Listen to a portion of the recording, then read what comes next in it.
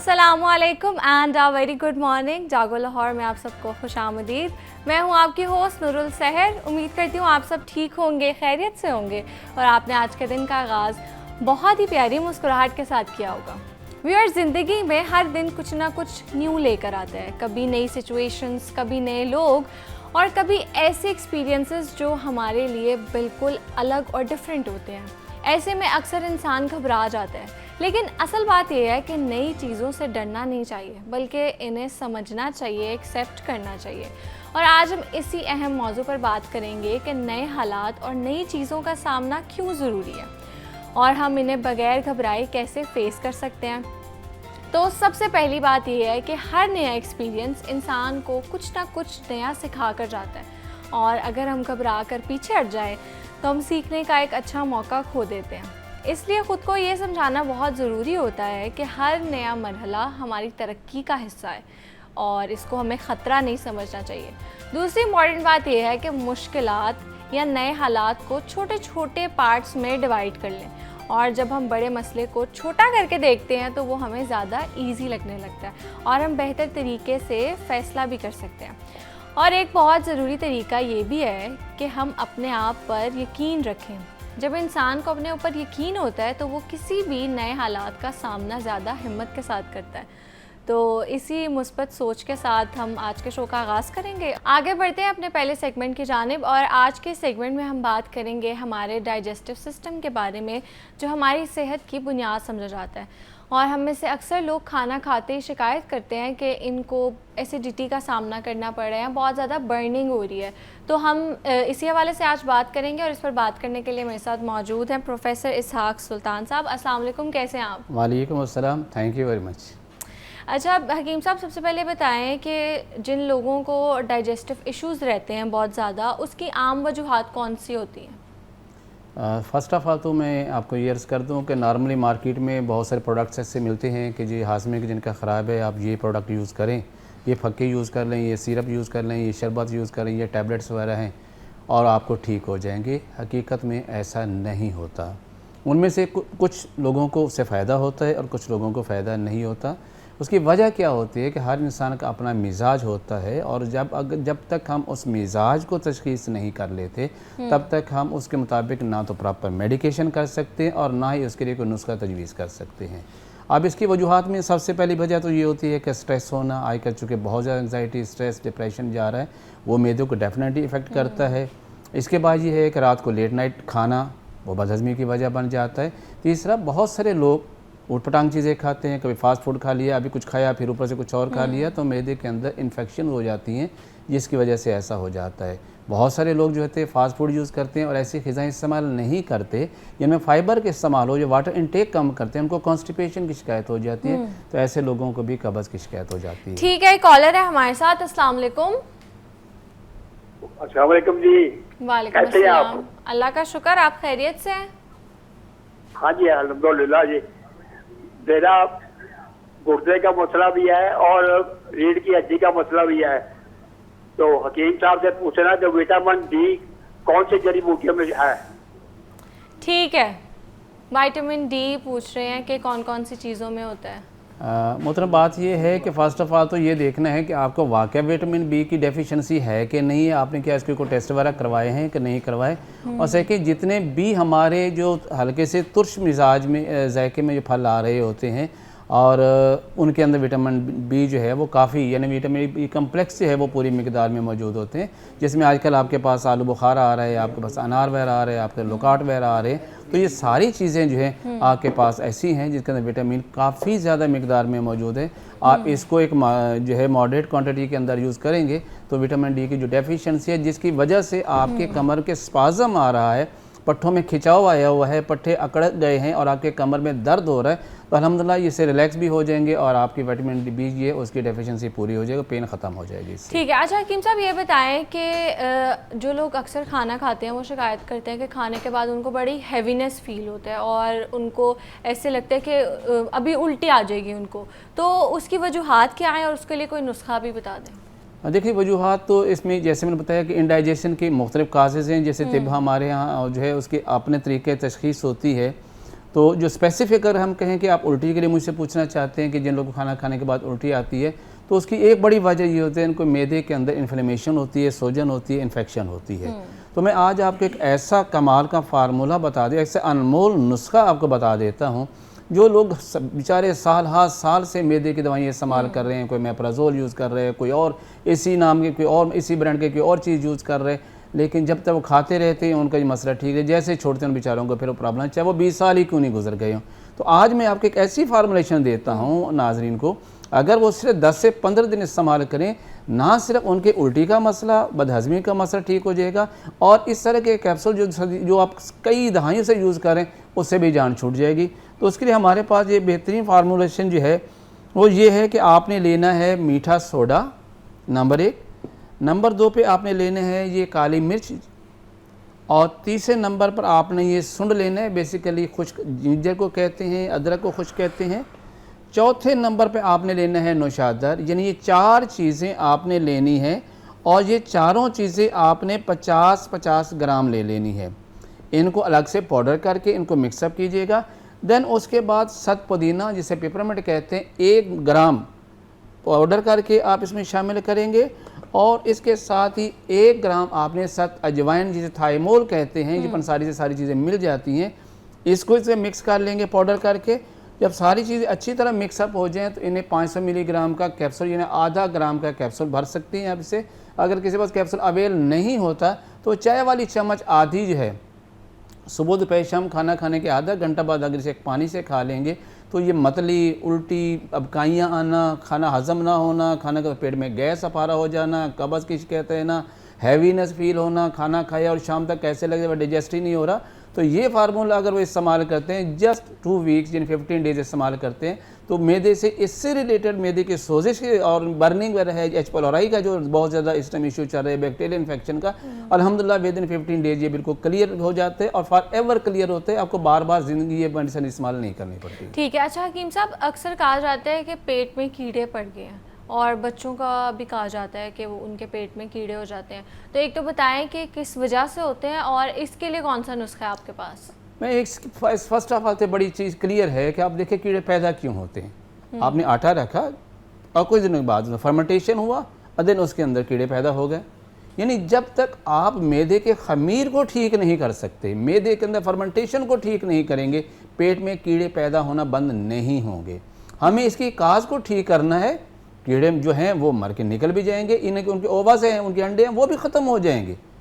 और क्या है आपके पास सादा सी चीज़ है अजवाइन, ये देखिए आपके पास अजवाइन देसी है, जैसे आधी चम्मच सुबह दोपहर शाम बड़े लोगों के लिए और छोटे बच्चों के लिए सिर्फ 1 चुटकी सुबह दोपहर शाम इस्तेमाल करें 3 से 4 वीक। फिर सबसे बड़ा इसका फ़ायदा ये है कि आपका जो जितनी भी आप एंटी वॉर्म मेडिसिन लेते हैं जिनका आपके लिवर पे आफ्टर इफेक्ट होता है और आपके लिवर को डैमेज करता है, अजवाइन बिल्कुल सेफ़ होती है, ये मैदे की फर्मेंटेशन को क्लियर करती है, वो ऐसा माहौल ही नहीं पैदा कर देती जिसके अंदर ये जितने भी पैरासाइट्स हैं जिसे आप कीड़े वगैरह कह रहे हैं ये उसमें जिंदा ही नहीं रह सकते, इवन कि उनके अंडे तक भी तलफ हो जाते हैं। और अगर किसी को बार बार शिकायत होती है, बजाय कोई एंटीवॉर्म किस्म के कोई मेडिकेशन यूज़ करने के एक नेचुरल किस्म की रेमडी आपके पास है अजवाइन देसी। बच्चे हैं तो 1-1 चुटकी और बड़े हैं तो आधी चम्मच सुबह दोपहर शाम इस्तेमाल करें, जस्ट 3 से 4 वीक और फॉर एवर उनकी डिवॉर्मिंग हो जाएगी। ठीक है, एक कॉलर है मेरे साथ। अस्सलाम वालेकुम बिलाल जी। अपना माशाल्लाह आपका मैं शो देख रहा हूँ जी, तो मैं दफ्तर के लिए निकल रहा था, तो अब अपना मेरा एक इशू ये है कि पहले तो तकरीबन साल हो गया है मैं इशू फेस कर रहा हूँ, उससे पहले आज तक कभी नहीं हुआ। मैं जब भी खाना खाता हूँ तो खाना खाने के बाद मेरी जो हार्ट बीट है वो तेज हो जाती है और घबराहट रहती है मुझे, नंबर 1। नंबर 2 पे अक्सर जो है वो मैं कुछ भी खा लूँ तो घबराहट सी रहती है मुझे, दिल की हार्ट बीट मेरी तेज हो जाती है, और जो अपना मेरे जो मोशन है वो भी जो है वो थोड़ा सा जो रूटीन थी 1 साल पहले उस तरह से नहीं मुझे आता, और अक्सर मेरी जो हार्ट बीट है वो कभी मुझे कमर पे भी फील होती है, पेट ठीक है। अच्छा हकीम साहब, उन्होंने कहा खाना खाने के बाद उनको हैवीनेस फील होती है, उनकी हार्ट बीट ज़्यादा हो जाती है। हाँ, बेसिकली भी इसका ताल्लुक भी इंडाइजेशन से है, बदहज़मी की वजह से है, लेकिन बदहज़मी की कौन सी हमारे यहाँ बदहजमी की 3 वजूहत होती हैं। आया उस पेशेंट के वो मिजाज रतूबात की ज़्यादती वाला है, खुश्की की ज़्यादती वाला है, या गर्मी की ज़्यादती है। तो ये जो मौसूद जो बात कर रहे हैं कि उनके हार्ट बीट तेज़ हो जाते हैं, बेसिकली ये इनको गर्मी की ज़्यादती की वजह से, सफरा की ज़्यादती की वजह से है। तो इसके लिए हमारे पास बहुत ही अच्छा सा फार्मूला है, बड़ा सेफ़ है। आप इसका कहवा बना के इस्तेमाल कर लें, आप इसका पाउडर बना के इस्तेमाल करें। अल्हम्दुलिल्लाह ये आपकी जो पल्पिटेशन का प्रॉब्लम आ रहा है, जो खाना खाने के बाद आपको बेसिक होता तो ये में गैसेज बनती हैं और उसकी वजह से उनका हार्ट बीट तेज़ हो जाती है। उसके लिए आपने करना है कि सौंफ, ये हर घर में मौजूद होती है। नंबर 2 पे ये ज़ीरा है, ये हर घर के अंदर मौजूद है। और तीसरी चीज़ ये सब्ज़ इलायची है। यानी मैं आपको वो फार्मूलेशन बता रहा हूँ जो आपके किचन के अंदर मौजूद हैं, सिर्फ आपको उसको यूज़ करने का तरीका आना चाहिए। 2 कप पानी लीजिए, सौंफ जो है वो 1 चुटकी, ज़ीरा जो है वो 1 चुटकी, और सब्ज़ इलायची जो है उसको तोड़ के, यानी साबुत नहीं डालना, तोड़ के 1 से 2 दाने और 2 कप पानी में डालें। उसको हल्की आंच पे पकाएं। जब 1 कप पानी रह जाए उसको जस्ट फ़िल्टर कर लीजिए और उसमें हस्बे ज़ायक़ा या तो गुड़ डाल सकते हैं या उसमें शहद डाल सकते हैं, जो भी उनको पसंद हो वो हस्बे ज़ायक़ा डाल के ये खाना खाने के 15 मिनट के बाद 1-1 कप अगर वो लेते हैं तो इससे ना सिर्फ उनकी पल्पिटेशन, हार्ट बीट पर कंट्रोल हो जाएगी, उनको जो घबराहट हो रही है वो ठीक हो जाएगी, बल्कि इससे मुतल्लिक़ जितने भी स्टमक के प्रॉब्लम्स आ रहे हैं, इंडाइजेशन है, गैस होती है, प्रॉपर तौर पर स्टूल पास नहीं होता, उनको बार बार अर्ज भी हो रही होती है, पेट के अंदर क्रैम्प्स वगैरह भी हो रहे होते हैं, तो अल्हम्दुलिल्लाह इससे ही वो बिल्कुल ठीक हो जाता है। ठीक है। अच्छा हकीम साहब, अगर अक्सर होता है कि लोग खाते हैं और फिर उनको बार बार भूख लगती है, वो प्रॉपर मील लेते हैं, सब चीज़ें होती हैं उस मील में, लेकिन वो कहते हैं हमें बार बार भूख लग रही है, तो इसके लिए कोई आपके पास नुस्खा है? जी, हमारी तिब के अंदर इसके बड़े एक मखसूस वर्ड लगे, जो और कल्ब, यानी गाय की भूख। जैसे उसको भूख नहीं, जिस दिन डालते जाओ चारा वो खाती चली जाएगी, जितना डालेंगे फिर खा जाएगी। तो सेम कुछ लोगों के साथ भी ऐसे होता है, जिनको बहुत ज़्यादा क्रेज़ हो रहा है, बार बार जो खाने की तलब हो रहे थे, तो ऐसे लोगों का दरअसल डाइजेस्टिव सिस्टम जो होता है वो बहुत ज़्यादा हाइपर हो जाता है, बिल्कुल बहुत जल्दी खाने को हजम कर। दरअसल वो तेज़ाबी गर्मी की जाती सी, सफरा की जाती वैसे हम कहते हो जाता है। और ऐसे लोग अगर हम उस सफरा को कंट्रोल कर लेते हैं, जैसे बाकी लोग खाते हैं, दिन में 3 दफ़ा खाते हैं, प्रॉपर टाइम पे वो खाना खाएंगे, भूख बार बार नहीं लगेगी। और बार बार खाने की वजह से जो आफ्टर इफेक्ट्स आते हैं, जैसे ओबीज हो जाना, जैसे शुगर के चांसेस बहुत ज़्यादा होना, ब्लड प्रेशर का बहुत ज़्यादा हो जाना, पेट का बहुत बढ़ जाना, पेट में गैस और फारे का हो जाना, और हर टाइम अनईजी फील करना, इसके लिए वही फार्मूला जो मैंने आपको पहले बताया है। इसमें आपने लेना है जी सौंफ, आपने लेना है ये तकरीबन 2 चुटकी सौंफ, 2 चुटकी ही ज़ीरा सफ़ेद, ज़ीरा काले की बात नहीं है, ज़ीरा स्याह की बात नहीं करना, ज़ीरा सफ़ेद 2 चुटकी, और 2 दाने सब्ज़ इलायची। इसको तोड़ के 2 कप पानी में डालिए। जब 1 कप पानी रह जाए, यानी इसको बॉयल करें, जब 1 कप रह जाए इसको फ़िल्टर कीजिए और उसके अंदर 1 चमची, आधी चमची हस्बे ज़ायक़ा गुड़ वगैरह आप इसमें मीठा करने के डाल सकते हैं।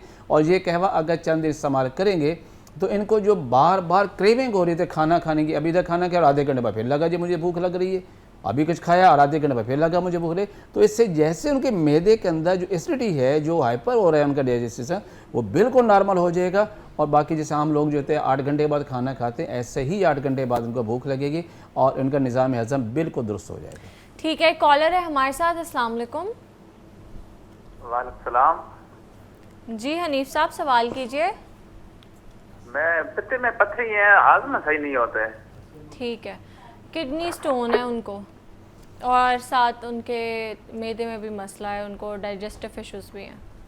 बेसिकली जितने भी लोगों को पित्ते में पथरी है, पित्ते के अंदर पथरी होते हैं, उसमें सबसे पहले तो ये देख लें कि इनका लिवर फैटी होता है। मैंने आज तक कोई ऐसा पेशेंट नहीं देखा कि जिसके पित्ते के अंदर पथरी भी हो और उसके जिगर के अंदर चर्बी ना हो।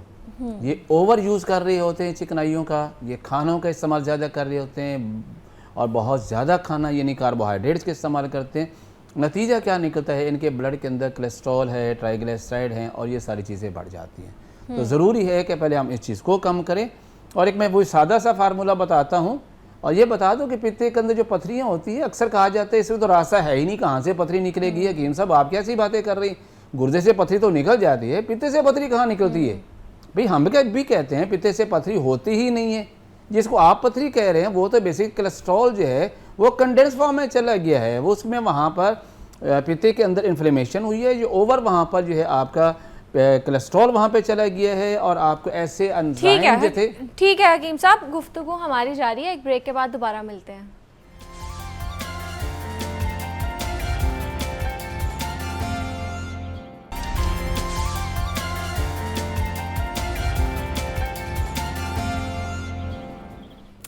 Welcome back. आगे बढ़ते हैं अपने सेगमेंट की जानिब, और कोरियन स्किन केयर के बाद मार्केट में एक और नई ट्रेंडिंग चीज़ आ गई है, जापानीज़ स्किन केयर, और काफ़ी ट्रेंड में भी है और आजकल दुनिया में भी काफ़ी इसके बारे में बातें हो रही हैं, सोशल मीडिया पे भी बातें हो रही हैं और काफ़ी फेमस चल रहा है।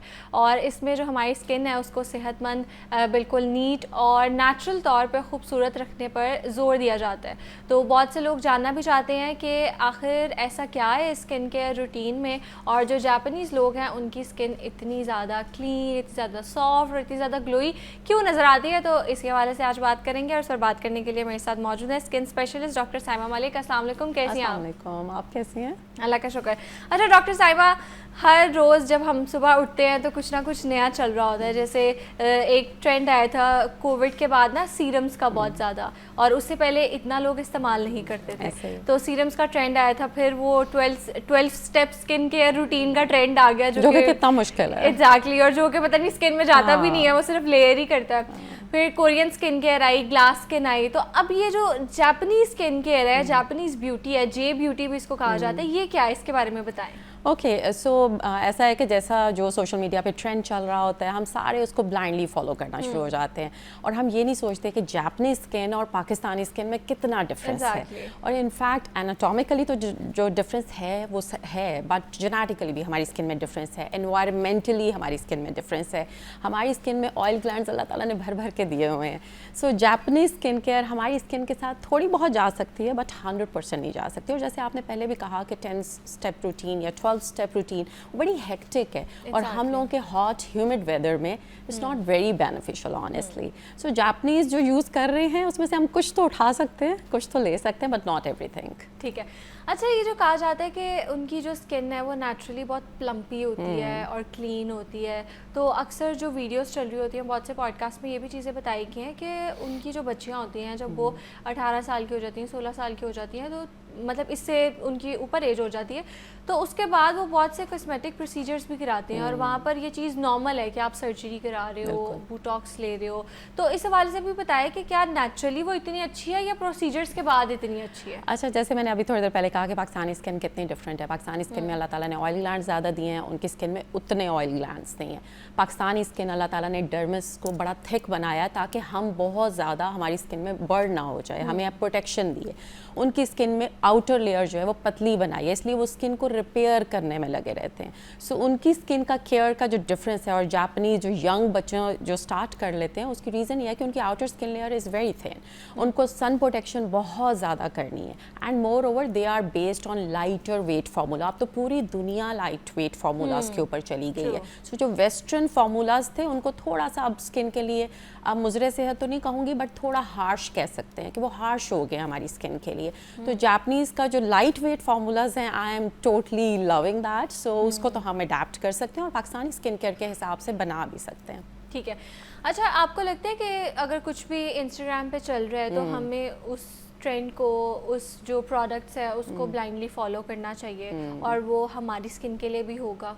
बिल्कुल क्योंकि भी नहीं, जो उनके ब्रांड्स हैं, कोरियन ब्रांड्स हैं और Japanese brand they are very good, like मतलब I don't know whether I should take names, Shiseido and SK, they are very good brands, but point is that कि आपकी स्किन में क्या वही problem है, क्या आपकी स्किन टाइप वही है? हमारी स्किन टाइप अल्लाह ताला ने लिटरली डिफरेंट दी है, 3, 4, 5 वाली स्किन टाइप है। उनकी स्किन टाइप 2 से स्टार्ट होती है। उनकी स्किन टाइप अल्लाह ताला ने थोड़ी फेयर दी है।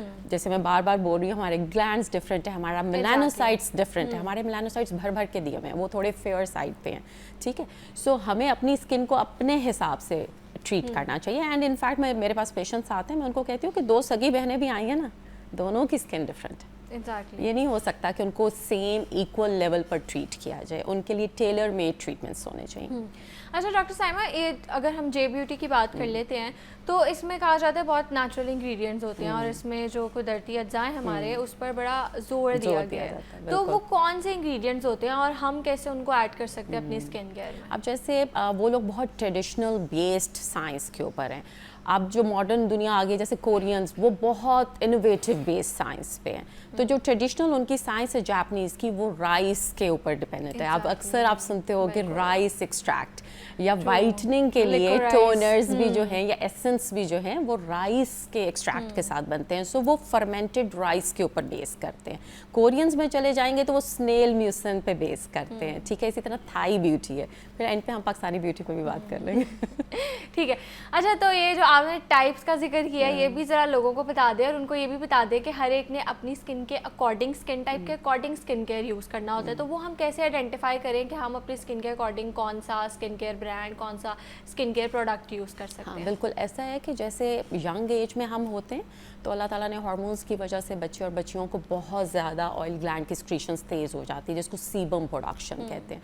तो यंग एज के बच्चों के लिए थोड़ी सी रूटीन डिफरेंट हो सकती है, मिडल एज के लिए डिफरेंट हो सकती है एंड ओल्ड एज के लिए डिफरेंट हो सकती है, क्योंकि तीनों के डायनामिक्स डिफरेंट हैं, तीनों की रिक्वायरमेंट्स डिफरेंट। कि यंग एज के बच्चों के लिए हमें क्या करना चाहिए, सो उनको ऐसे सन ब्लॉक्स यूज़ करने चाहिए, जैसे हम जापानीज़ केयर की भी बात करें ना, that is purely based on good light weight sun blocks या सनस्क्रीन्स इसको बोलते हैं। सो सन ब्लॉक्स ऐसे यूज़ करने चाहिए which are sebum control, because their sebum production is very high. तो सीबम प्रोडक्शन कंट्रोल वाले सन ब्लॉक्स यूज़ करने चाहिए। मिडल एज में आते हैं तो थोड़े मॉइस्चराइजिंग, ओल्ड एज में भी सन ब्लॉक्स मॉइस्चराइजिंग हो जाते हैं। अब तीनों एजेस की एक्चुअली रिक्वायरमेंट जैसे मैंने कहा डिफरेंट है। यंग एज में एक्ने हो रही है ज़्यादा, मिडल एज में हम ज़रा डर रहे हैं, हम एज कर रहे हैं, हमें रिंकल्स आ रही हैं और हमें डीप रिंकल्स आ रही हैं। हमारी स्किन पे by the way superficial wrinkles नहीं आती, ये भी हम डिफ्रेंशिएट करते हैं from European skin, from J skin, ठीक है। सो हमारी स्किन में डीप रिंकल्स आ रही हैं। अब ओल्ड एज में जाते हैं तो रिंकल्स सेट इन हो चुकी हैं और इलास्टिसिटी ख़त्म हो चुकी है। सो तीनों एजेस की बिल्कुल ही डिफरेंट स्किन केयर है। ठीक है। अपने एज ब्रैकेट के हिसाब से चूज़ करें अपनी स्किन ठीक है। केयर। कुलसूम ने दोबारा हमें ज्वाइन किया। जी अस्सलाम वालेकुम कुलसूम। कुलसूम पीछे से अपना टीवी म्यूट कर लें। ना थोड़ी जी सामले रंग दी है, कहनी मामा एक क्रीम लाउनी मैं कुलसूम सवाल रिपीट कीजिए। मैं कहा बेटा ना ला तू कोई रंग साफ करने वास्ते ਆਪਾਂ टीवी ਦੇ ਤੇਰੇ ਮੈਂ ਸ਼ੋਅ ਬਹੁਤ ਸ਼ੌਕ ਨਾਲ ਦੇਖਦੀ ਹਾਂ। ਬਹੁਤ ਸਿਰ ਗਿਆ ਤੇ ਜਦੋਂ ਤੋਂ ਆਉਂਦੀ ਆ ਨਾ ਮੈਂ ਕੰਮ ਛੱਡ ਨਹੀਂ, ਮੈਂ ਤੁਹਾਨੂੰ ਦੇਖਦੀ ਆ। ਹੁਣ ਟੀਮ ਸਾਹਿਬ ਤੇ ਚਲੇ ਗਏ ਆ। ਮੇਰੀ ਬੇਟੀ ਨੂੰ ਦੱਸੋ ਥੋੜਾ ਜਿਹਾ ਰੰਗ ਸਾਫ ਹੋ ਜਾਵੇ, ਸਕੂਲ 'ਚ ਜਾਂਦੀ ਆ ਤਾਂ ਥੋੜਾ ਸ਼ਰਮਿੰਦੀ ਹੁੰਦੀ ਆ। अच्छा ठीक जी, है। एक तो आपका प्रोग्राम बहुत शौक से देखती है और सब कुछ छोड़ देती है, ये बड़ी इंटरेस्टिंग बात, क्यूट बात है। सो दूसरी उन्होंने बात की कि मेरी बेटी का रंग साफ हो जाए। हम सब पाकिस्तानियों का क्या, मैं अक्सर लोगों को कहती हूँ हम थाई से मिलते जुलते हैं, क्योंकि वो लोग भी ब्राइटनिंग के ऊपर काम करते हैं और हम लोग भी ब्राइटनिंग के ऊपर काम करते हैं। सो हम लोग की स्किन जल्दी टैन हो जाती है। जैसे मैंने पहले कहा, हम बर्न नहीं करते, यूरोपियन बर्न करता है, कॉकेशियन बर्न करता है, हम बर्न नहीं करते, हम टैन होते हैं। सो टैन होना जो है वो रंग हमारा ख़राब हो जाता है। सो हमें सन प्रोटेक्शन करनी चाहिए और हर 2 घंटे बाद सन ब्लॉक लगाना चाहिए, क्योंकि हम समझते हैं हमने सुबह आपने लगाया। उनको आसान अल्फाज में समझाना है कि कौन सा वो सन ब्लॉक ले ले, क्योंकि सन ब्लॉक भी माशाल्लाह ऐसे कॉस्मेटिक्स ब्रांड के हैं कि वो सन ब्लॉक है ही नहीं। बिल्कुल सही आप कह रही हैं कि आजकल इतना ये वाला मार्केटिंग गिमिक चला हुआ है। सो मेडिकेटेड सन ब्लॉक, अच्छे सन ब्लॉक, और जिस तरह आप बात कर रही हैं जे स्किन केयर की, जिसमें लेटेस्ट सनस्क्रीन्स आती हैं, वो वाले जो सन ब्लॉक हैं, वो अगर आप ये ऑनलाइन भी गूगल करना चाहें तो मैक्स ब्लॉक सीबम कंट्रोल के नाम से यंग एज के बच्चे बच्चियों के लिए बहुत अच्छा सन ब्लॉक है। ऑनलाइन भी मिल जाता है, शॉप्स भी हैं इसकी बड़े आसानी से मार्केट में अवेलेबल। एंड मज़े की बात है इकोनॉमिकल है। एक होता है ना कि एकदम से बहुत ज़्यादा पैसे, बहुत ज़्यादा महंगा नहीं है। ठीक है। ज़्यादा। अच्छा, तो डॉक्टर साहिबा ये कह रही हैं कि आप खरीद सकती हैं कुलसूम अपनी बेटी के लिए सन ब्लॉक। अगर वो सन ब्लॉक डेली यूज़ करेंगी तो उससे जो टैनिंग है वो भी कम होगी, क्योंकि जब हम स्कूल जाते हैं, कॉलेज जाते हैं, तो धूप की वजह से भी हमारा थोड़ा जो कलर है वो टैन हो जाता है। और दूसरा, उसको थोड़ा समझाने की कोशिश करें कि अगर उसका सांवला कलर भी है तो उसको ओन करे, हर कलर प्यारा होता है। और सन ब्लॉक लाजमी इस्तेमाल करें। और ये जो नाम बताया डॉक्टर साहिबा ने, वो सन ब्लॉक आप ले सकती हैं और वो उससे कहे सुबह जब स्कूल जाती हैं उससे पहले वो उसको यूज़ करें। बच्चे भी कर सकते हैं ना, बिल्कुल सब यूज़ कर सकते हैं, क्योंकि इसके अंदर जो प्रॉपर्टीज़ हैं वो ऐसी हैं कि वो स्किन के अंदर एब्जॉर्ब नहीं होते, ऊपर रहते हैं और ब्लड स्ट्रीम में नहीं जाते, तो उसका वजह से हमें किसी किस्म का नुकसानदेह इफेक्ट नहीं आता। ठीक है। एक और कॉलर है हमारे साथ। अस्सलाम वालेकुम सलमा। वालेकुम सलाम, कैसी हैं आप? ठीक है जी, मैं ठीक हूँ। आप खैरियत से हैं? हाँ जी, अल्लाह का शुक्र। मैं क्वेश्चन करना था कि ना आजकल ये फेसबुक पे या इंस्टाग्राम पे फर्टी के बारे में बड़ा वो फोकस किया जा रहा है। फर्टी विद ग्लैसियन, फर्टी विद एग वाइट, पटरी विधानी और इसका क्या पटरी Sorry? विधानी बनाए कौन सी चीज़? इसमें कौन सी चीज़? समझ नहीं आई। जो होती है, हाँ जी, तो उसके इसकी क्या सेक्शन है और ये use समझ करनी नहीं चाहिए, आई करनी क्या चल रहा है चाहिए? इंस्टाग्राम पे? सॉरी, आप थोड़ा आराम से बोले। अच्छा, इंस्टाग्राम पे चल रहा है कि फटकरी को गिलहरी में यूज फटकरी। करें तो आपको इसमें ये हो जाएगी, फर्शी? चैन खत्म हो फटकरी, जाएगा फटकरी। आपका, फटकरी आगे एंगल यूज करें आपका वो भी चैन खत्म होगा। डिफरेंट जी, जी, जी। वो दिखा रहे हैं फटकरी अच्छा। के बारे में, तो वो क्या इफेक्टिव होती ही नहीं होती, हाँ, मतलब बिल्कुल। छाइयाँ खत्म हो जाएंगी, ये चीजें खत्म होंगी। अच्छा, ठीक है। ओके। वो उनका क्वेश्चन ये था कि फटकरी को यूज़ करना चाहिए हनी के साथ मिला के चेहरे के ऊपर या किसी और जगह पे। सो फटकरी का जो सबसे ज़्यादा बेनिफिशियल प्रॉपर्टी है वो है स्वेटिंग को कंट्रोल करने में। इसके अलावा आप कहीं और किसी और पर्पस के लिए इस्तेमाल करेंगे तो केमिकल बर्न हो सकता है। उसके अंदर जो केमिकल प्रॉपर्टीज़ हैं वो स्ट्रॉन्ग वे में अगर उसको इस्तेमाल किया जाए तो हमारी स्किन को नॉर्मल मॉइस्चर से स्ट्रिप ऑफ करके बर्न कर सकती हैं। सो ऐसी जगहों पे तो इस्तेमाल नहीं किया जाना चाहिए जहाँ पे स्किन बहुत सुपर जैसे सेंसिटिव हो। face पे। हाँ, बिल्कुल भी नहीं। फेस के ऊपर मैंने जैसे कहा कि हमारी स्किन में मेलानिन अल्लाह ने बहुत दिया है, मेलानोसाइट भी बहुत दिए हैं, तो हमें कोई भी ऐसा काम नहीं करना चाहिए जिसमें सुर्खी क्रिएट हो, यानी हमें अपनी स्किन पे इरिटेशन नहीं करनी चाहिए। इरिटेशन होगी तो छाइयाँ तेज़ हो जाएंगी। सो कोई भी काम जो इरिटेट करे स्किन को वो नहीं करना, कोई केमिकल जो इरिटेट करे वो नहीं लगाना।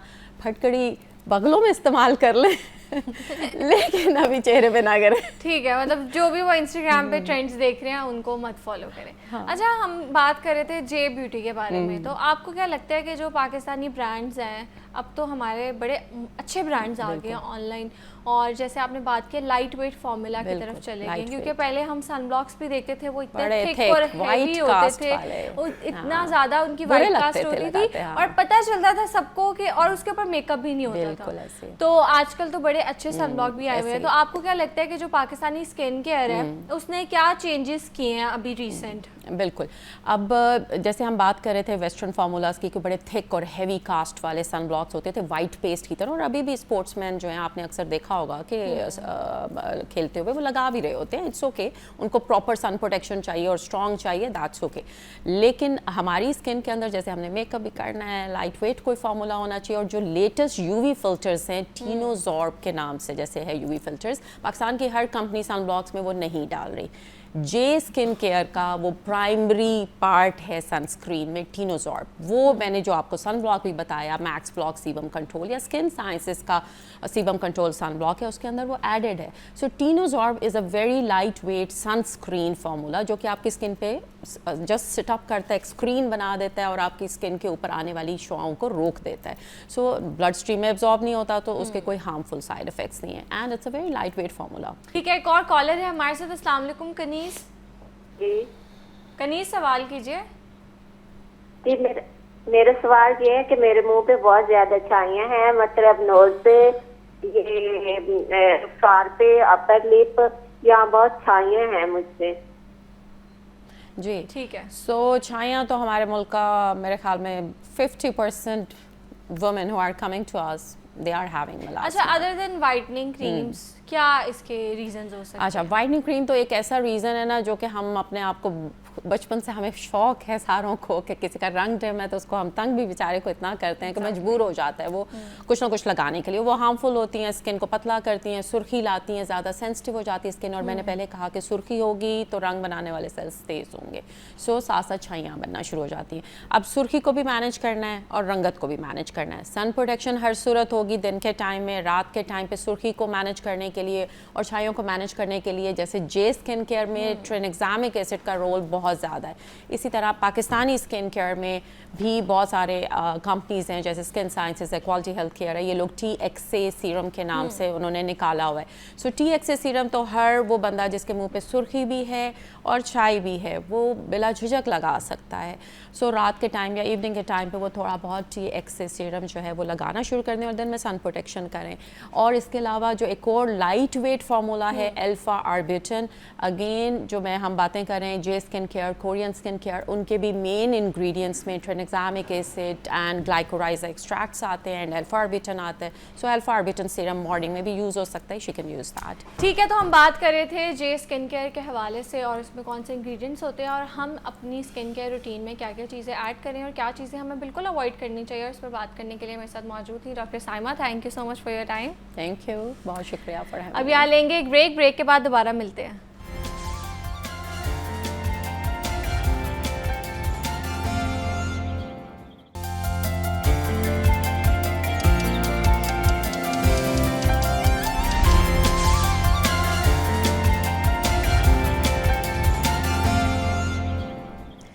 Welcome back. आगे बढ़ते हैं अपने अगले सेगमेंट की जानिब और आज बात करेंगे बहुत ही इंपॉर्टेंट टॉपिक पर कि शादी करते वक्त हक महर के साथ साथ अक्सर लड़के वाले मुख्तलिफ गिफ्ट्स देते हैं, जेवरात होते हैं या बहुत सा और सामान होता है जो तोहफ़े के तौर पर लड़की को दिया जाता है. लेकिन बदकिस्मती से जब नौबत तलाक या खुला तक पहुंचती है तो बाज़ औक़ात शौहर ये मौक़िफ़ इख्तियार कर लेते हैं कि ये चीज़ें सिर्फ़ तोहफ़ा इसलिए इन्हें वापस करने की ये चीज़ें तोहफ़ा है इसलिए इन्हें वापस करें लाजमी. ताहम लाहौर हाई कोर्ट ने इस हवाले से एक अहम फ़ैसला सुनाते हुए वाज़ेह किया है कि अगर निकाह के वक्त या इसके साथ तयशुदा शराइत के तहत हक महर के अलावा भी कोई चीज़ें दी या देने का वादा किया गया हो तो उन्हें महज तोहफ़ा कहकर वापस करने से इनकार नहीं किया जा सकता. और अदालत ने ऐसे मामलात में शौहर को ना सिर्फ हक महर बल्कि दीगर तयशुदा अशिया वापस करने का भी पाबंद करार दिया है. तो अब सवाल यह है कि इस अदालती फ़ैसले के बाद खुला या तलाक के केसेस में क्या असरात मुरतब होंगे और ख़वातीन अपने हुकूक के तहफ़्फ़ुज़ के लिए किन कानूनी रास्तों से फ़ायदा उठा सकती हैं. और इस अदालती फ़ैसले के कानूनी पहलुओं को आज हम डिस्कस करेंगे और इस पर बात करने के लिए मेरे साथ मौजूद है माहिर कानून मोहम्मद रमज़ान. अस्सलाम वालेकुम, कैसे हैं आप? अल्हम्दुलिल्लाह खैरियत. अच्छा, सबसे पहले तो बताएं कि ये जो शादी के वक्त हक महर और जो गिफ्ट्स दिए जाते हैं इसके मुतालिक हाई कोर्ट का जो फ़ैसला है इसकी डिटेल्स क्या है? जी, हाई कोर्ट ने अपने हालिया फ़ैसले में ये बयान किया है कि शादी के वक्त निकाहनामा के दौरान जब निकाहनामा दर्ज किया जाता है इसके अलावा भी अगर कोई तहफ़ या कोई चीज़ या ज़ेवरात वगैरह तहरीरी मुआहदे की शक्ल में लिखे हों तो वो ज़रूरी है कि उसको सिर्फ तोहफ़ा समझ कर इग्नोर नहीं किया जा सकता या उसको गैर ज़रूरी करार नहीं दिया जाता, बल्कि इसके लिए वो पाबंद है खामद के वो चीज़ें भी औरत को बावक़्त तलाक देने का वापस करने का पाबंद है. ठीक है. अच्छा, ये बताएं कि शरीयत और पाकिस्तानी कानून के मुताबिक हक महर के हवाले से क्या लॉज मौजूद हैं और जो गिफ्ट्स देने का वादा किया जाता है उस हवाले से भी बताएं. देखिए जी, इस्लामी शरीयत के मुताबिक जो हक महर है वो निकाह के वक्त वो वाजिब अदा हो जाता है. जब भी हक महर जो होता है वो उसको देने का पाबंद होता है जो खामद है. यहाँ तक दूसरे गिफ्ट्स हैं अगर वो तहरीरी शक्ल में आ गए और किसी तहरीर या दस्तावेज़ की शक्ल में लिख दिए गए हैं तो पाकिस्तानी कानून के मुताबिक वो भी शौहर उनको देने का पाबंद है. ठीक है. अच्छा, ये बताएं कि ये जो अक्सर निकाहनामा जब आता है लड़कियों के पास तो उनको पूरा पढ़ने नहीं दिया जाता. वो घर का कोई बड़ा होता है तो वो पहले ही कट करके ना पेजेस तो उनके पास ले आता है. हालांकि अगर कोई चीज़ किसी चीज़ का हक दिया जा रहा है, शरीयत दे रही है, हमारे जो मुल्क का कानून है वो दे रहा है, तो मुझे लगता है इसमें कोई ममानियत नहीं है अगर लड़की खुद पढ़े और उसको फिल करे. तो जो चीज़ें उमूमन काट दी जाती हैं वो कौन सी होती हैं, क्योंकि जो हक महर है उसमें शराइत भी आप रख सकते हैं लड़की की तरफ से, तो उस हवाले से थोड़ा सा गाइड करें. देखें, ये जो निकाहनामा है ये एग्जॉस्टिव नहीं है, ये बड़ा डिटेल होना चाहिए और अब हर बंदे का हक है कि वो जो तहरीर लिख रहा है या जिस चीज़ पर दस्तखत कर रहा है उसको पढ़े. ये तो वैसे मैं नहीं चाहता और हम देखते भी हैं कि अक्सर निकाह के वक्त जो है वो तहरीर वो ऊपर प्रॉपर पढ़ने ही नहीं दी जाती. बस सिग्नेचर करें जी वो जल्दी में या खुशी में या जो भी सिचुएशन होती है. लेकिन क्योंकि निकाहनामा है एक बड़ा अहम डॉक्यूमेंट है, ज़िंदगी के अहम महल तय करता है इस निकाह के बाद बंदा, तो ज़रूरी है कि उनको पढ़े. वो जो चीज़ें क्रॉस कर दी जाती हैं वो समटाइम ऐसे समझा जाता है कि ये गैर ज़रूरी, हालांकि उनके ऊपर भी हर चीज़ तहरीरी लिखने. जो हक महर है उसको भी बाकायदा डिटेल के साथ लिखना चाहिए कि कितना हक महर अदा शुदा है, कितना अदा हो चुका है और कितना फ्यूचर में अदा कर दिया जाएगा. लेकिन ये बावक़्त निकाहनामा ऐसी चीज़ें बाज़ औक़ात ये जो निकाह खां होते हैं वो इतने पढ़े लिखे नहीं होते और सारा मुनहसर होता है और निकाह खां के ऊपर वो क्या लिखना है क्या नहीं, और जो शादी कर रहे होते हैं या उनके वालिदैन हैं तो वो भी इस बात पे तवज्जो नहीं देते। ये तवज्जो देने की ज़रूरत है कि जब निकाह होता है तो उस वक़्त इन चीज़ों को बड़ा कीनली और बड़ा केयरफुली देख कर उसको तहरीर करवाना चाहिए। अच्छा रमज़ान साहब, लड़कियों के पास काफ़ी राइट्स हैं, हमारे जो लॉ है उसमें बहुत सी चीज़ें मौजूद हैं, लेकिन अवेयरनेस नहीं है उनको पता ही नहीं। अक्सर लड़कियां आज भी उनको ये नहीं पता कि निकाहनामे में वो अपनी पॉकेट मनी भी लिखवा सकती हैं कि महीने का जेब खर्च उनको इतना चाहिए। तो मुझे लगता है कवानीन मौजूद है लेकिन उनके बारे में अवेयर नहीं किया जाता। और सबसे जो ज़्यादा जुल्म है वो मुझे लगता है घर से ही स्टार्ट होता है। जब हक महर डिसाइड नहीं करने दिया जाता तो ये जो हक महर अदा नहीं किया जाता, इस हवाले से क्या कवानीन मौजूद है? देखें जी, कानून में तो लिखा है बाकायदा कि हक महर जो है वो आपका मुअज्जल है या गैर मुअज्जल है, अदाशुदा है या अदा किया जाएगा। और ये एक बाकायदा इस्लामी और शरई हक है, औरत को हासिल है कि वो अपना हक महर जो लिखा गया है वो हासिल कर सकती है। लेकिन कि आपकी जो बात है कि अवेयरनेस नहीं, ये वाकई ही ये अवेयरनेस की बहुत कमी है। अब तो हमारा मुआशरा बहुत पढ़ा लिखा हो गया माशाल्लाह, और सारे इसी वजह से इन कानूनी पेचीदगियों से बचने के लिए ही निकाहनामा तहरीर था।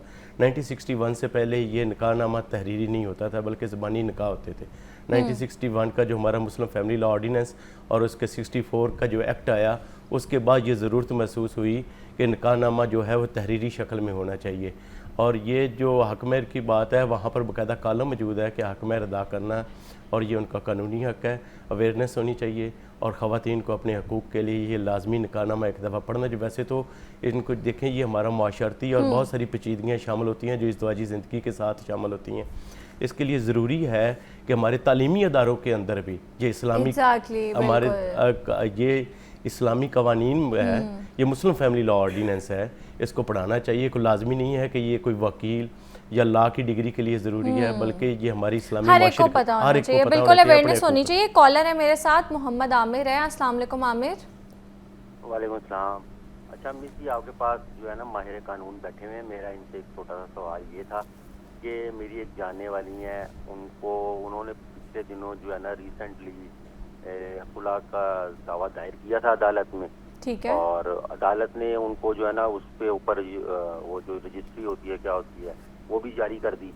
ठीक है, तो अब उसके बावजूद भी जो है ना उन्होंने जो है लड़के वालों ने कोई सामान वापस नहीं किया, किसी किस्म का भी जो जहेज का सामान उनको दिया हुआ था वो भी वापस नहीं किया, ना कि सामान वापस किया। उसके बावजूद भी जो है ना वो लड़का वो जान ही नहीं छोड़ा उस औरत की।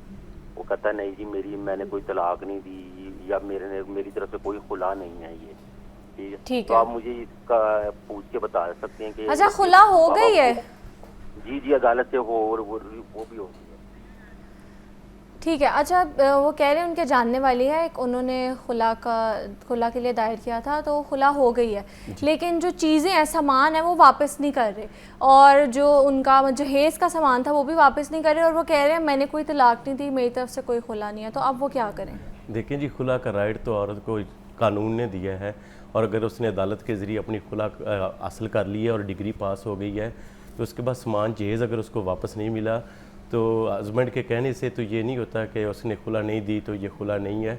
कानूनी इस्लामी कानून जो पाकिस्तानी कानून है उसके मुताबिक खुला हो चुकी। जहाँ तक सामान जहेज़ की वापसी का है या दीगर अशिया की वापसी का है तो वो फैमिली कोर्ट के अंदर अपना दावा दायर कर सकती हैं वापसी सामान जहेज़ और दीगर अशिया के लिए।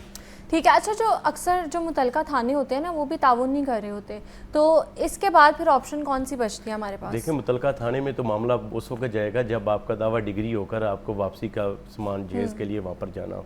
तो ये मुमकिन नहीं है कि मुतलका थाने इस मामले में कोऑपरेट ना करें, क्योंकि ये तो अदालत हमेशा जो इमदाद पुलिस फ्राहम करती है जब भी आपका दावा डिग्री होता है तो डिग्री के एग्जीक्यूशन के लिए फैमिली कोर्ट के अंदर बाकायदा बैलफ मौजूद होते हैं अदालत के, और उसके अलावा जो अब वो पाबंद होता है SHO कि वो फैमिली कोर्ट को असिस्ट करे और उसके लिए सामान जहेज़ जो वापस लिया जा रहा है उसके लिए तावन करे। ये मुमकिन नहीं है कि SHO या कोई मुतलका पुलिस तावन ना करे। ठीक है। अच्छा ये बताएं कि हमारे कानून के मुताबिक जो हमारा लॉ है उसके मुताबिक अगर बीवी खुला ले तो जो तयशुदा हक महर होता है क्या शौहर पाबंद होता है वो भी देने का? जी, कानून के अंदर मौजूद है कि जो तयशुदा हक महर है वो खामद बिल्कुल देने का पाबंद है, और जो कानून के अंदर लिखा है वो देगा, जितना है उसको हक महर वापस करने का पाबंद है। ठीक है। अच्छा, ये जो नया कानून पास होने जा रहा है, हो गया है, इस हवाले से बताएं कि इस पे जो हमारे जो केसेस चल रहे हैं अदालत में खुला के या तलाक के, इस पर क्या असरात होंगे इससे? देखें, ये जो जजमेंट आई है इसके मुताबिक तो ये बड़ी अच्छी जजमेंट है, क्योंकि कानूनी तकाज़ों से और इन पेचीदगियों से बचने के लिए ज़रूरी है कि निकाहनामे के अंदर आप अपनी पूरी तफसील लिखें। जेवर कितना दिया है, सामान जहेज़ कितना दिया है, गिफ्ट्स कितने दिए हैं। अगर निकाहनामे में ये जगह कम है तो आप तहरीरी शक्ल अलहदा पेज पर सेपरेट रिटन डॉक्यूमेंट की शक्ल में आप लिखें। और ये बड़ा ही एक अहम फ़ैसला है जो ऑनरेबल हाई कोर्ट ने दिया है, तो इसलिए ये बड़ी इन पेचीदगियों को कम करने के लिए बड़ा अहम संग मील साबित होगा और जो बहुत सारी ख़ानदानी पेचीदगियों को भी कम करेगा।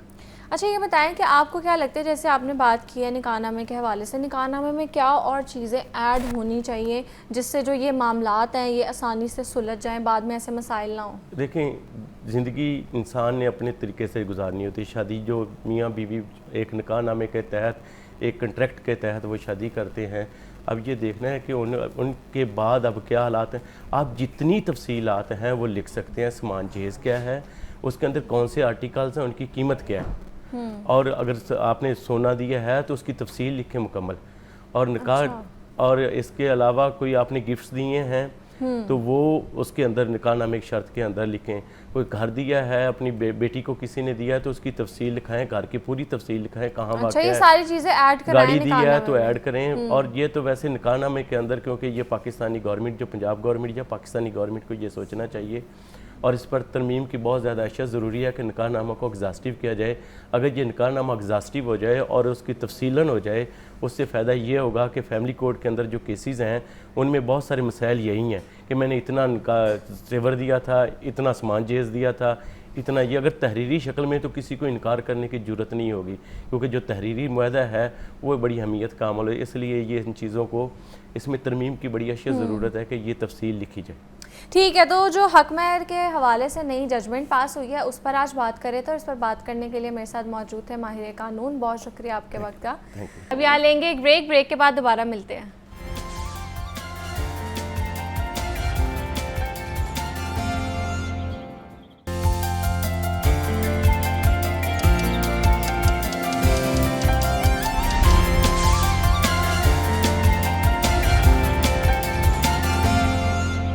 अब आगे बढ़ते हैं अपने अगले सेगमेंट के जानिब और आज बात करेंगे कि बढ़ती हुई महंगाई, माली दबाव और रोज़मर्रा अखराजात ने ना सिर्फ ज़िंदगी को मुश्किल बनाया है बल्कि घरों के अंदर ताल्लुकात, ज़हनी सुकून और बाहमी बर्दाश्त को भी मुतासर किया है। अक्सर देखा गया है कि माली तंगी मियाँ बीवी के दरमियान गलत फहमियों, तल्खी और ज़हनी दबाव का बाइस बनती है और इसका असर पूरे घर के माहौल पर पड़ता है। और आज के इस प्रोग्राम में हम माहिर नफ्सियात से ये जानेंगे कि ऐसे हालात में हम अपने रिश्तों को कैसे मजबूत रख सकते हैं, ज़हनी दबाव को कैसे कम कर सकते हैं और घर के माहौल को पुरसुकून कैसे बनाया जा सकता है। और इस पर बात करने के लिए मेरे साथ मौजूद हैं साइकोलॉजिस्ट डॉक्टर हिना फातिमा। अस्सलाम वालेकुम, कैसी हैं आप? वालेकुम अस्सलाम, अल्हम्दुलिल्लाह नूर, में बहुत बेहतर हूँ पहले से। अच्छा डॉक्टर हिना, सबसे पहले तो बताएं कि जो फाइनेंशियल इश्यूज़ हैं, ये जो मियाँ बीवी के ताल्लुकात है, इस पर कैसे इफ़ेक्ट करते हैं? देखिए, साइकोलॉजी के अंदर हमारा ना एक मॉडल बहुत कॉमन है, डैट इज़ के मैस्लो की हायरार्की ऑफ नीड्स। मैस्लो की हायरार्की ऑफ नीड्स में जो सबसे पहली इंसानी नीड आती है ना, वो होती है फ़िज़िकल नीड। ठीक है, फ़िज़िकल नीड के अंदर आपको खाना चाहिए होता है, आपको कपड़े चाहिए होते हैं, आपको सेफ्टी चाहिए होती है बेसिकली रहने के लिए। तो इंसान के लिए सबसे बुनियादी चीज़ जो है ना, वो है खुराक, रहने के लिए घर और कपड़े।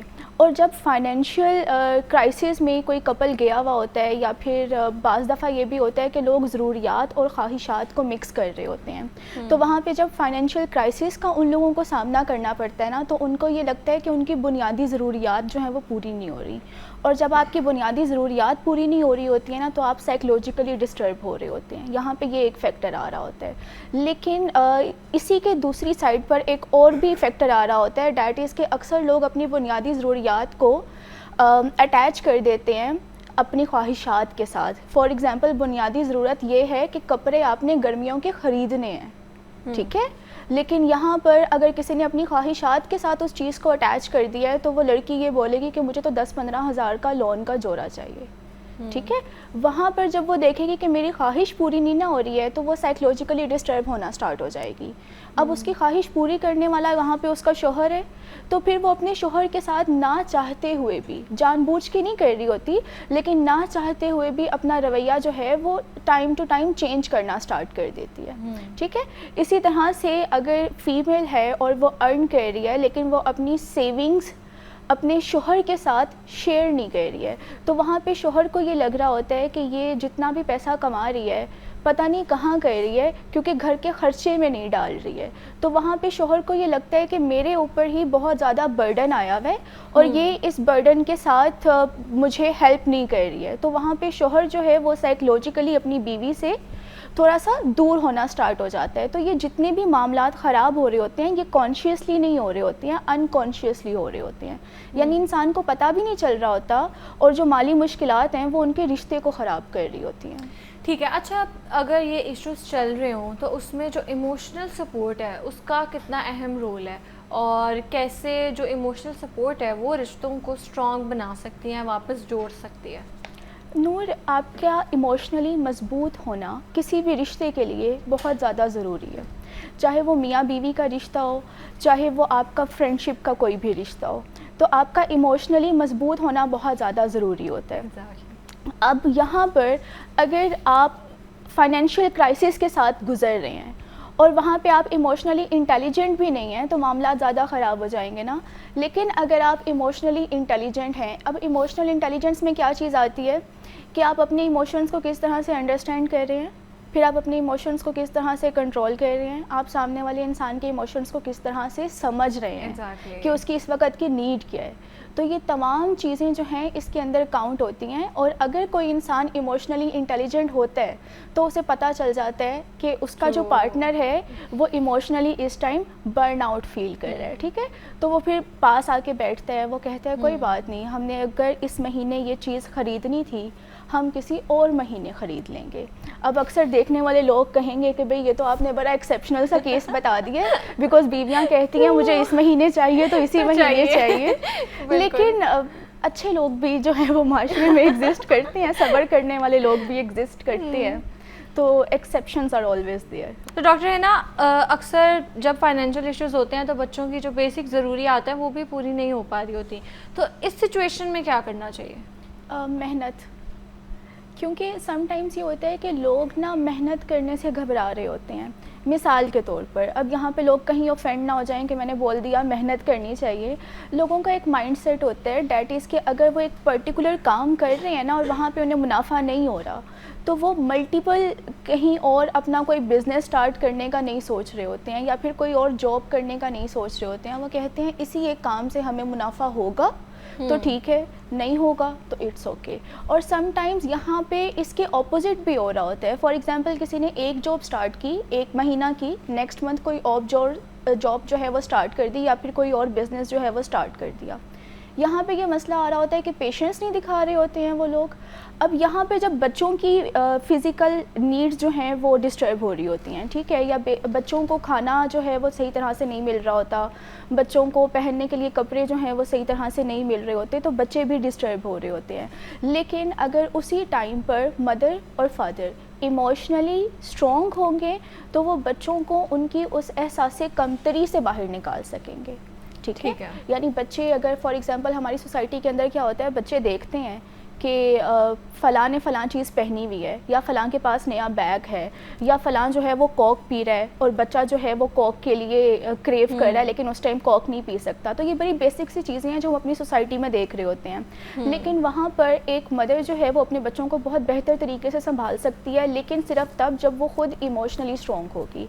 अगर वो खुद ही इस सोच में पड़ी होगी कि हाँ हमारे पास खाने के लिए पैसे नहीं है और पता नहीं क्या बन गया वह ज़िंदगी का, शोहर भी नहीं इतने पैसे कमा पा रहा, अगर वो खुद ही इस तरह की सोचती रहेगी, वो खुद ही इमोशनली स्ट्रॉन्ग नहीं होगी, तो वो फिर बच्चों को भी नई चीज़ें समझा पाएगी। अच्छा है ना, एक और चीज़ हमारे माशरे में अनफॉर्चुनेटली कि अगर बीवी शोहर को सपोर्ट करने के लिए कोई जॉब करे तो या इर्द गिर्द के लोग शोहर को वो एहसास कमतरी में ले जाते हैं या शोहर खुद फील करने लग जाता है कि शायद मैं जो हूँ वो सही नहीं हूँ या मैं इतना सक्सेसफुल नहीं हूँ, और अगर बीवी ज़्यादा अर्न करी हो तो वो एक कॉम्प्लेक्स में चला जाता है। तो ऐसा क्यों होता है और इस ये जो पूरी सिचुएशन है इसमें शोहरों को क्या करना चाहिए? नूर, हमने अपनी बेटियों को पढ़ाया तो है, लेकिन हमने अपने बेटों को ये नहीं बताया कि लड़की जब तालीम हासिल करके आपके साथ काम करने आ जाएगी ना, तो तब आपने अपनी उस अना को किस तरह से कंट्रोल करना है। एग्जैक्टली, वो चल नहीं रहा आजकल के स्ट्रॉन्ग इंडिपेंडेंट वुमेन तो बनने पे जोर देते हैं, तो उसको संभाल लोगे, उसको झेल लोगे, उसको झेलना कैसे है ये भी तो सिखाओ अपने बेटों को। एग्जैक्टली, हमने जब अपनी बच्चों को ये बताया ना कि बेटा आपने पढ़ना है और आपने आगे जाके काम भी करना है, कोई बात नहीं,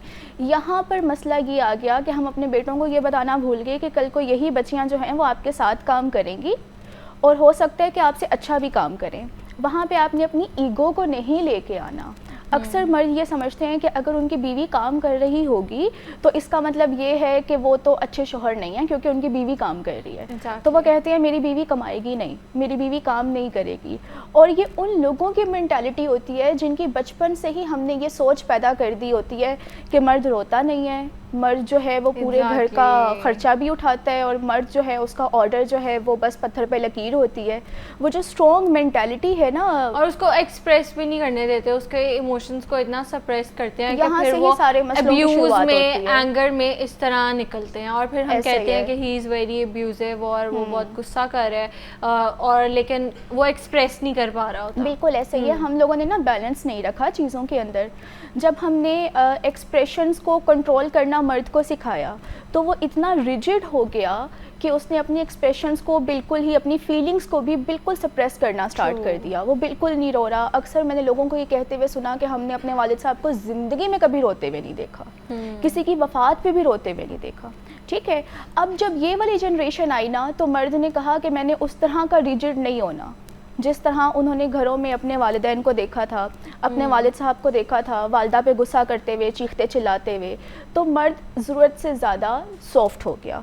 तो यहाँ पे मसला ये आ रहा है कि अक्सर लड़कियाँ ये भी कंप्लेन कर रही होती हैं कि जो उनके साथ उठने बैठने वाले लड़के हैं वो बहुत सॉफ्ट हैं, वो छोटी छोटी बात पे रोना स्टार्ट कर देते हैं, वो लड़कियों की तरह बोलते हैं, उनसे कोई चीज़ नहीं उठाई जाती, वो कहते हैं हमारी स्किन ख़राब हो जाएगी। तो जब हमने बैलेंस में रहना नहीं ना सिखाया होता तो फिर ऐसे ही होता है, या तो आप बहुत ऊपर के लेवल पे चले जाते हो या बहुत नीचे के लेवल पे आ जाते हो। यहाँ पर एक चीज़ बहुत ज़्यादा इंपॉर्टेंट होती है, डैट इज़ कि हम लोगों को उनका रोल आइडेंटिफाई करना सिखाएँ। मर्द को बताएं कि आपके ये रोल्स हैं और औरत को बताएं कि आपके ये रोल्स हैं। अच्छा, आपको नहीं लगता जो सोसाइटी ने रोल्स सेट किए हम उसको लेके भी बहुत रिजिड हो गए हैं, और अगर कोई उन रोल से निकलना चाहे या थोड़ा सा अपने आप को फ्री करना चाहे तो उस पर भी बड़ा बुरा रिएक्शन आता है सोसाइटी का कि हमने जो कुछ रोल्स हैं वो बिल्कुल ही जोड़ दिए हैं कि ये बस मर्द है वो करेगा, ये बस औरत है वो करेगी। तो ये चीज़ खाना पकाना, औरतें खाना बनाएंगी, को हमने औरत के साथ जोड़ दिया। एग्जैक्टली, कपड़े औरतें धोएंगी। ट्रू, ठीक है। उसी तरह से हमने कह दिया कि कमाएगा सिर्फ और सिर्फ मर्द। तो ये जो कुछ हमने रूल्स यहाँ पे सेट कर दिए ना, यही सबसे बड़ा मसला है। लेकिन इससे भी बड़ा मसला ये है कि कोई भी चीज़ जब सोसाइटी में अच्छी या बुरी कंसिडर की जाती है ना तो वही सोसाइटी को बनाती है और वही उस सोसाइटी की पहचान बन के सामने निकलती है। लोगों को कैसे पता चला कि ये चीज़ अच्छी थी और ये चीज़ बुरी थी? क्योंकि लोगों ने उसको एक्सेप्ट करना उस तरह से स्टार्ट कर दिया। बिल्कुल। अच्छा, इसको हम कंटिन्यू करते हैं ना। एक कॉलर है मेरे साथ। अस्सलाम वालेकुम। वालेकुम सलाम मैडम, मोहम्मद आसिफ बात कर रहा हूँ लाहौर से। कैसे? अल्लाह का शुक्र, आप खैरियत से हैं? अल्हम्दुलिल्लाह बिल्कुल ठीक। मैडम मैंने ये बताना था कि मेरी मिसेज है, उनकी मुझसे सैलरी डबल है, ठीक है, तो बहुत अच्छे से हमारी लाइफ चल रही है, पार्टिसिपेशन भी बड़ी अच्छी थी। लेकिन जब से पेट्रोल की कीमत बढ़ी है तो तब से ना बहुत सारी चीज़ें जो ना वो चेंज हो गई। तो उसके बाद सूरत हाल कुछ ऐसी है कि मुझे ऐसे फील होता है कि जैसे वो बहुत सारी चीज़ों में ना लीड कर रही, डोमिनेंसी दिखा रही है। तो थोड़ा सा इसके ऊपर ज़रा बता दें कि मुझे इस हवाले से क्या रिएक्शन देना चाहिए, क्या खामोश रहना चाहिए, क्या करना चाहिए? डोमिनेंसी लाइक डिसीजन मेकिंग में, घर के डिसीजन मेकिंग में?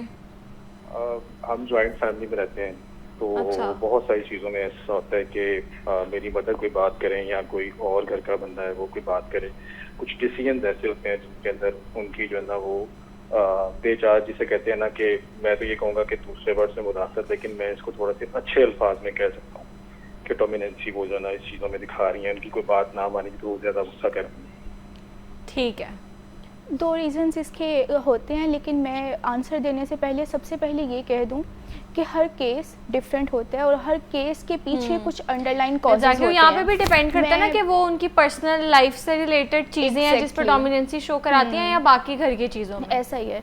और मैं जो भी आंसर दूंगी वो जेनेरिक फॉर्म में होगा, लेकिन क्योंकि कॉलर ने पहले ही कह दिया कि मैं कैसा रिस्पॉन्स करूं, तो मैं पर्टिकुलरली उसका अगर आंसर दूंगी तो वो बिल्कुल ही डिफरेंट हो जाएगा, क्योंकि मैं उनके अंडरलाइन कॉजेज़ के बारे में नहीं जानती हूँ ना। तो यहाँ पे अगर हम जेनेरिक फॉर्म में बात करें कि औरत जो है अगर वो डबल कमाना स्टार्ट हो गई है या ज़्यादा कमाना स्टार्ट हो गई है और मर्द को ये फील हो रहा है कि वो डोमिनेंसी शो कर रही है, तो मैंने जिस तरह से कहा 2 रीज़न्स होते हैं। पहला जो इसका रीज़न है वो औरत की साइड पे आते हैं। समटाइम्स औरत की भी ये मेंटालिटी जो है वो डेवलप हो जाती है कि मैं क्योंकि ज़्यादा अर्न कर रही हूँ तो ज़्यादा डिसीजंस लेने का जो हक़ है वो मेरा है। मैं क्योंकि ज़्यादा काम कर रही हूँ और ज़्यादा पैसा घर में ला रही हूँ, इसलिए ज़्यादा रेस्ट करने का जो हक़ है वो मेरा है। एक फैक्टर ये आ जाता है। और दूसरा फैक्टर उसमें ये आ जाता है कि हो सकता है औरत सिर्फ़ और सिर्फ अपना रोल प्ले कर रही हो, वो डोमिनेंसी ना शो कर रही हो, लेकिन मर्द की जो इनसिक्योरिटी है वो थोड़ी सी ट्रिगर हो रही हो, और इनसिक्योरिटीज़ जो हैं वो अनकॉन्शियसली ट्रिगर होती हैं। इसी तरह में घर में जो लोग बाकी रह रहे होते हैं ना, for example joint family system अगर होता है तो अक्सर लोग भी इस चीज़ को बर्दाश्त नहीं कर रहे होते कि कोई फ़ीमेल है और वो ज़्यादा कमा रही है उनके बेटे से, तो वो भी इनसिक्योरिटीज़ किसी ना किसी जुमले में बोल देते हैं, कोई ऐसी बात कह देते हैं जो अनकॉन्शियसली उस मर्द को ऐसा लगता है कि अच्छा इसने अगर ये बात इस तरह से कर ली तो ये डोमिनेंसी शो करवा रही है। और इसका मतलब ये है कि अगर ये ज़्यादा कमाना शुरू हो गई है, दैट्स वाई ये डोमिनेंसी दिखा रही है। तो गलती जो है वो दोनों तरफ से हो सकती है। इनके केस में पर्टिकुलरली हम इस चीज़ को बिल्कुल भी पिन पॉइंट नहीं कर सकते कि गलती इनकी बेगम की साइड से हो रही है या इनकी साइड से हो रही है या इनकी फैमिली की साइड से हो रही है, जब तक हम प्रॉपर हिस्ट्री नहीं लेते हैं। बिल्कुल ऐसे ही है। और आज हम स्पेसिफिकली बात कर रहे थे, हम इसको किसी दिन फिर दोबारा कंटिन्यू करेंगे कि जो फाइनेंशियल डिफ़िकल्टीज़ हैं वो कैसे हमारा जो शादीशुदा ज़िंदगी है उस पर इफ़ेक्ट करती है और कैसे हम उनको सॉर्ट कर सकते हैं। और इस पर बात करने के लिए मेरे साथ साइकोलॉजिस्ट मौजूद थी, doctor Hina Fatima. Thank you so much for your time. Most welcome. That's it for today. मिलते हैं कल इंशाल्लाह। अपना बहुत ज़्यादा ख्याल रखिएगा। अल्लाह हाफिज़।